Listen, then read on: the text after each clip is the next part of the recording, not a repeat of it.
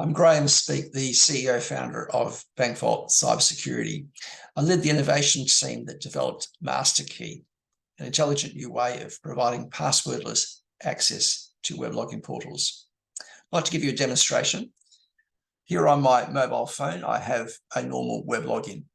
And as a thought experiment, let's suppose that the people who run this portal deployed MasterKey this morning. All they did was integrate a little API into the website. It's a cosmetic change. I go to the website with my mobile phone a little while later, and it looks like a normal login screen. I'm going to log in as I normally would. So for example, I'll enter my existing username. I'll go to the password field, enter my existing password. Everything's the same, except you might have noticed that this keyboard is now white. It's changed color slightly. This keyboard is actually an illusion. There is no keyboard. It's just a photograph, and this can be pictures of fruit, Chinese characters, anything at all. What we're actually doing is we're setting up encoded cells on the screen. So as I touch the cell above the photograph of the letter A, instead of generating one character, A, instead I might generate 32, perhaps 48 characters. And the only place in the universe that can interpret that is the web server that set up that security secret a moment earlier. So it becomes a character in the web server. It stays there. It's buffered there. It echoes an asterisk back on the screen. I keep touching the screen. I keep getting asterisks.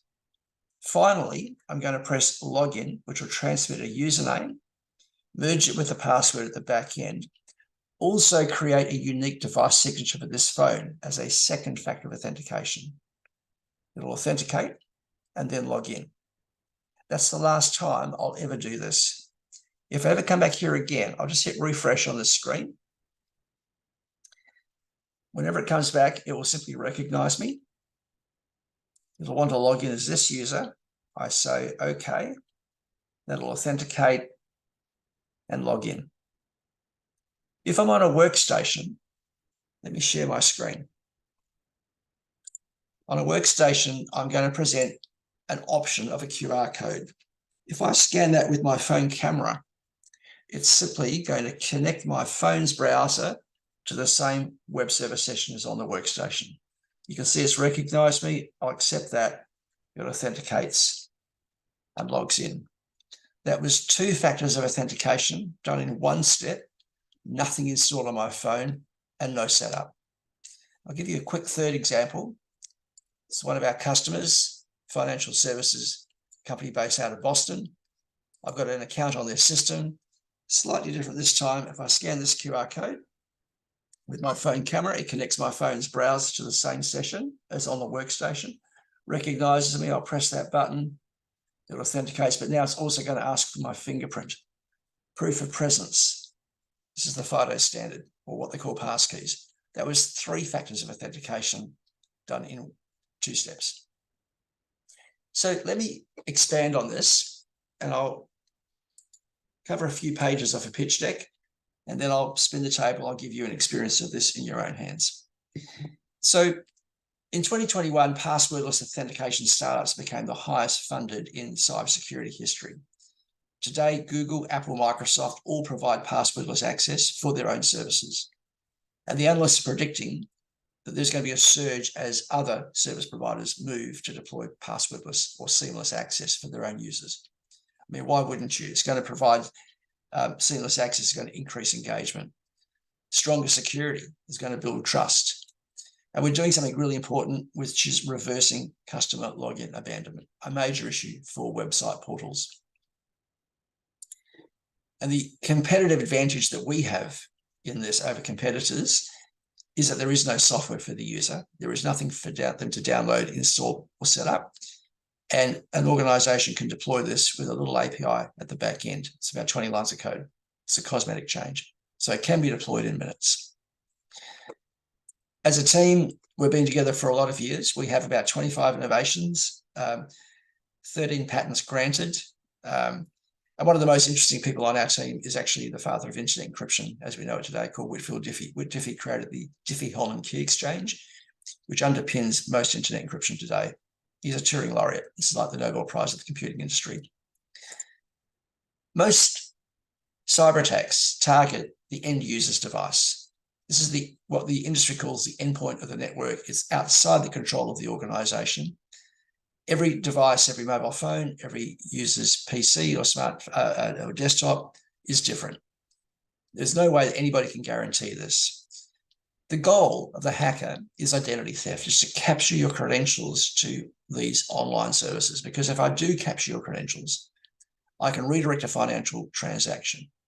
I can insert my bank account details in a creditor's record and receive the money for them, or I can simply hold you to ransom. There's a lot of things that I can do. And this is very, very simple. A bit of JavaScript in the browser, something that you clicked on perhaps 10 months ago, is undetectable. It's legitimate code. It's allowed to be there. And it's looking at everything. And when you enter a username and password and you see the asterisks on screen, this is simply a mask of the password for the person sitting in the chair next to you. Any software in this machine or this browser sees this as clear text. What that means is if you're using a password manager, when it loads your encrypted password and puts into the web form, it is no longer encrypted. It's now clear text. If there's a man in the browser, it's intercepted instantly. There is nothing that the password managers can do to stop this. This is a fundamental design flaw with the way browsers work. And so the industry's solution to date has been two-factor authentication. This is a really good idea, but you do it as a last resort because it's such a pain in the neck for the users. Even if the product is free, it's expensive to deploy and support, and it's not infallible. It's literally just another hurdle in series. If I've hacked your browser, according to Semantic, I've probably been there 10 months. I already know your credentials to everything, your bank account, for example. And I'm now one step away from tricking you to revealing your second factor, which I can do because I've got control of your browser. It's a little social engineering. And if I do get you, the reputational damage and consequence of this can be catastrophic for every organization. So the solution to this is passwordless authentication. Simply put, you're providing seamless access for users. It's going to increase their engagement. You're providing stronger security. That's going to build trust. And this reverses customer login abandonment. These are really strong end user benefits. And this is actually a business driver for SaaS companies. There's a lot of solutions on the market. They are all multi-billion-dollar companies, and all these solutions work. But they all suffer from the same issue, that this is a major implementation project. You've got to change the way you're identifying a user. You've got a data migration to go through. You've got to educate all the users to download, install, and configure software. And you need your A team overseeing this entire project, because if it goes wrong at any point, your business is completely offline. And in fact, the day you go live is like changing the undercarriage on an aeroplane while it's in the air. So we've actually solved all these problems. So MasterKey is invisible to the user. We're simply harnessing the browser on their mobile phone. There is nothing to install. This is deployed from the front face of the organization's web server. So all users get this instantly. And there are three component technologies. The invisible encrypted keyboard, which you saw a glimpse of earlier. This can capture the credentials of an existing user or generate the credentials for a new user. We then retrieve these credentials to create the passwordless experience. And this is also multi-factor authentication, but done in one step. It's invisible to the user. So the user experience on a mobile phone, it simply recognizes them and logs in. Mobile phone and tablet are equivalent. On a workstation, however, we need to harness the phone. And that was the purpose of the QR code. Scan it with your phone's camera. Your mobile phone's browser connects to the same web server session, authenticates, and the workstation logs in. There is nothing installed on any device. There is no setup.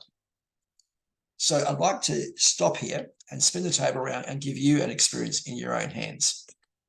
So I'm just going to bring up here a web login portal. Now, on a mobile phone, there's nothing much to demonstrate. It's so seamless. There's a little bit more drama in a workstation. And I'm just going to build up a thought experiment. So, near you, you probably have a local university. So let's just use that as an example. Let's suppose we've been chatting to the guys for about 2 weeks because that's all they've needed. they've realized that actually there is no technology risk. I'll come back to that. And there's no security risk. I'll come back to that too. So if there's no risk, they deem that they can actually afford to go big bang. So 4:30 on a Friday afternoon, they integrate a little API into the website. It's a cosmetic change, and they deploy. We come in Monday morning. If you're on a mobile phone or a tablet, there's no change. It just starts logging in as usual. If you're on a workstation now, there's a QR code. What's that there? Well, you haven't got time to think because it's Monday morning. You're under pressure. So you're just going to keep logging in with your existing username and password. Tuesday, Wednesday, normal routine. It's not until later in the week you have a little extra time up your sleeve. That QR code's been there all week. You trust the institution, and there are 3 words: scan to log in. So the question I'd like to ask you is, do you have an Android or an iPhone? So what I'd like you to do is to scan the QR code with your phone camera. It'll connect your phone to the same sessions on my workstation here. And there's no danger here. There's actually nothing at the back end. It's simply going to show what you type in with your phone. So I'm just going to mock it up here with my own phone. I'm going to scan that QR code. It wants to open up a web link. And on my screen, I'm getting a normal login, asking for a username and password. So you can enter your own name here. You've been there all year. You're going to enter your existing login that you've been using all year.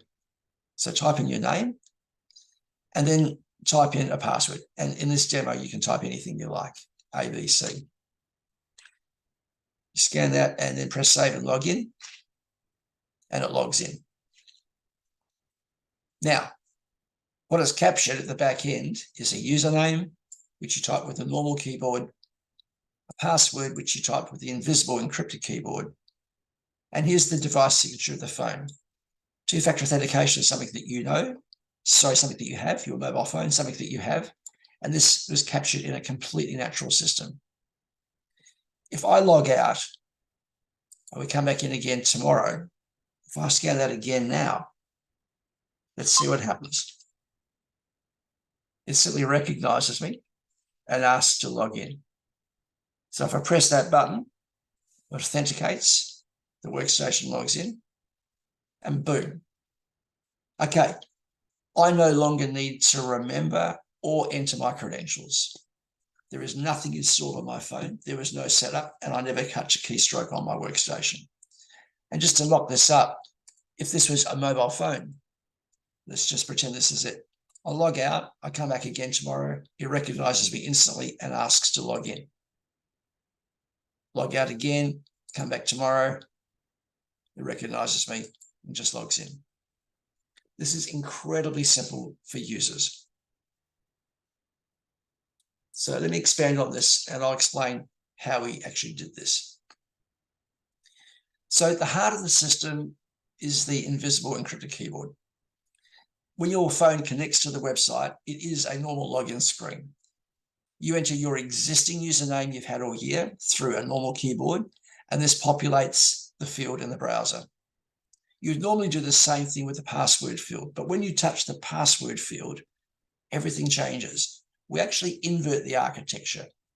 Your keyboard is now replaced with an image of a keyboard transmitted from the infrastructure. As I said earlier, this is an illusion. There is no keyboard.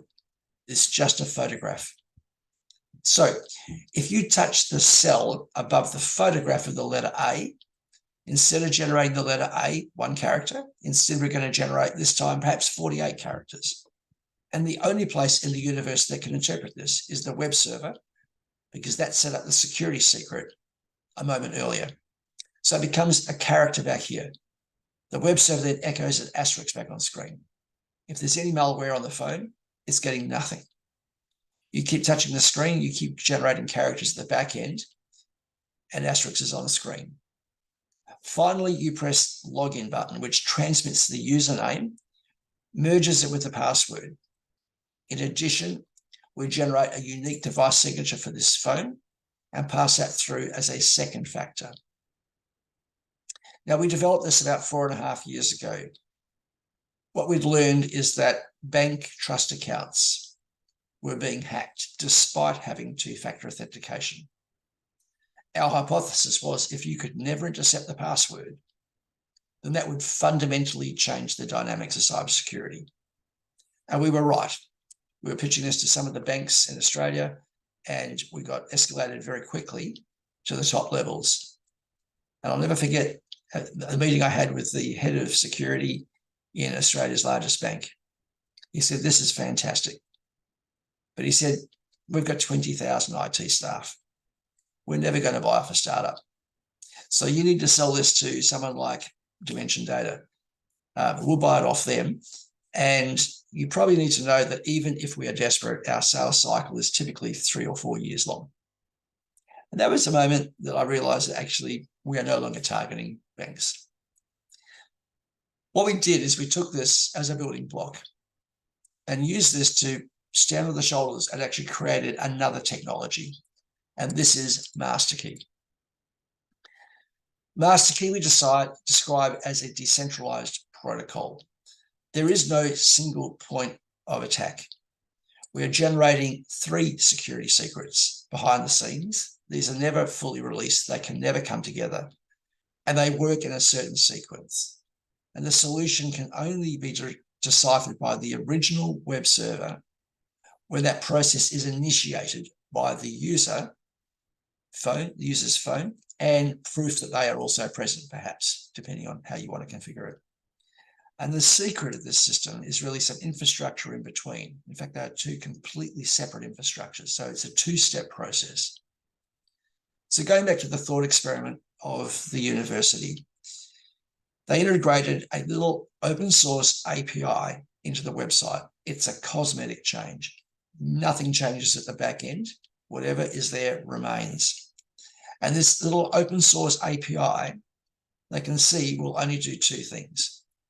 The first thing it will do is detect if you're on a workstation. If you are, it'll present a QR code. And the only purpose of this is for you to scan it with your phone camera, and it will connect your phone to the same session as the workstation. So the baseline here is the mobile phone and the web server. The second thing it does is before it generates the login screen, it's going to generate some random strings of characters. And you will use these strings as temporary security secrets for this session. The way a security secret works, part of it remains private and part of it is public. The public secret is what we use to encode the mobile phone screen. And this is where we were 4.5 years ago. What we now do is get the mobile phone to repeat that process on its side. It generates some random characters. We use those as a security secret to encode the mobile phone a second time. So the user's mobile phone screen is now double encoded before the user's intention is ever registered. And there is literally no single place in the universe that can ever interpret this. You touch the cell above the photograph of the letter A. Instead of generating the letter A, we're instead going to generate perhaps 48 characters. And we're going to store that, and we can store that anywhere. Before we store it, we'll actually encrypt it as well. So we now have encrypted and encoded data. We haven't invented encryption, nor have we invented encoding. Those techniques are well established. And with current technology, you would need billions upon billions of years to decrypt this. And if you did succeed, you'll be left with contextless, meaningless encoded data that you could never use. You've got nothing. Okay, you come back again tomorrow. Your phone wakes up. It remembers it's got a data record. There's only a few hundred characters. There is no personal identifiable information, what they call PII. It'll pull that record out of that system, hand it to a separate system. This system can speak with the mobile phone and receive its security secret and start deciphering. It then receives another secret from the web server, encodes the data yet again. So this data is still double encoded. Finally, it hands it back bit by bit into the web server, which applies the original secret for the session, and it becomes a character. This process happens in milliseconds. We do this a few times, and you get 1-factor authentication, the username, password. We pass through the device signature of the phone as a second factor. You saw me earlier use my fingerprint, my biometrics proof of presence. There is a standard for this called the FIDO2 standard, and we are FIDO compliant. We can bring in the GPS coordinates as a fourth factor authentication. And last year, the Australian government flew us back to attend the Maritime Defence Expo for the Indo-Pacific region. And at the show, we won Best Overall Innovation. Out of that, we got a relationship with the French aerospace defence prime contractor, Thales. They gave us a machine learning code that runs in your smartwatch that will tell us that you're wearing that smartwatch, not me, and you're alive. And we'll do that in 30 seconds. We could go to 6 factors of authentication as well. But we don't need to, because when we started looking at the actual addressable market, unless you're in the Pentagon, nobody is asking for 5FA. In fact, it's only been 2 banks, Bank of New York Mellon, a bank of the Western California, that have asked for 4 factors of authentication. This market is as thin as a wafer. In fact, the world is going FIDO2, passkeys, Google, Apple, Microsoft, and others. But passkeys has problems. It's very complex to integrate at the back end. It's a project. And when you deploy this Monday morning, every user's mobile phone is different. Every user's capability is different. And the portion of your customer base that is struggling to set this up, you don't have any means to actually shadow their mobile phone and sort them out. You've actually created an impossible support problem. And this explains the slow adoption of the FIDO standard. In fact, the FIDO Alliance wrote a white paper about this in May 2022, where they stated this, and they said, if we want to have mass adoption, we need a more seamless onboarding experience for users. This is what we've achieved with MasterKey. If we look at the actual addressable market for this today, almost every web portal on the planet today uses username, passwords, or perhaps also social media. The social media, it's called OAuth, is a really bad idea. There are bugs and implementation problems that have exposed hundreds of millions of users just recently. This has been found out by Salt Labs. But what happens if Facebook blocks your account? And do you really want Facebook knowing everything that you do? Of course not. So if we look at the actual problem and what we're doing here, we are securing with MasterKey the weakest point of the network, the end user's device. We're providing a seamless login experience, which increases engagement. We uplift this to multi-factor authentication, and organizations are deploying this within 3 to 30 minutes. The addressable market for this is probably your web portal. It's almost every web portal on the planet. There's another version of this where the user never sees a keyboard and actually never knows their username and password. It's created automatically for them the first time they arrive, and whenever they come back, it recognizes them and simply logs in. We call this instant onboarding. It's a derivative of MasterKey. So if you can achieve instant deployment overnight, that means an immediate return on investment. There is no changes to the back-end infrastructure.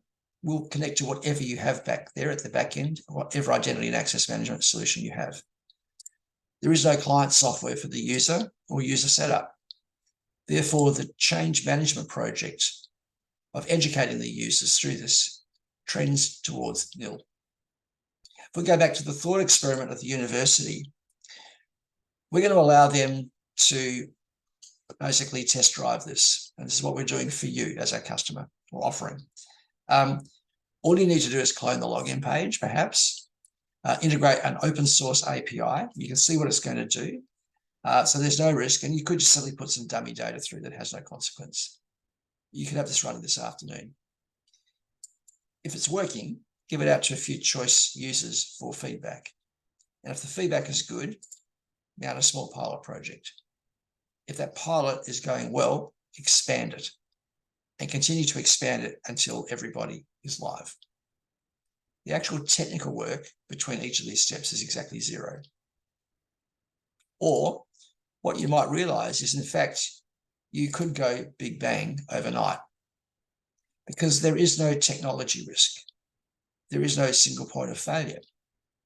In the worst possible scenario where for some reason the system is not working, the users can still log in with their username and password. There is no security risk, because this is the user's normal input. It doesn't matter if their device is compromised. Nothing can actually intercept this. And this ticks, therefore, the box for zero trust. It doesn't matter if the device is compromised.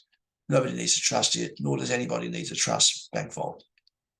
The programmer doing the work here will see that within the first 2 minutes, that they're generating the security secret and never releasing it. Without that, nothing works.